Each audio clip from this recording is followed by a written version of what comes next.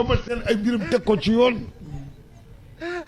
Jules Baldé ngi nii mënoo xuloog ñëpp di am dëgg saa su nekk nañ ñee waxati dëgg waay yàlla fi nekk waay amal seen li tax ñi ma sëgg xool ma ñëw ne open presse kii man jéem a nuyu parce que booy boobu Pape Ngom xolu baay bi la yor mais fii kan moo fi wàlliwu bay gént kan moo fi wàlliwu kan moo fi xul bu samaan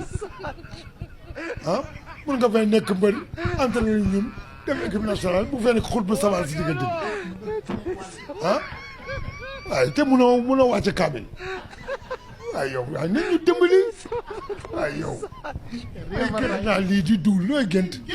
per baax na waaye yow ñu lay géntal ngay gént waaye yow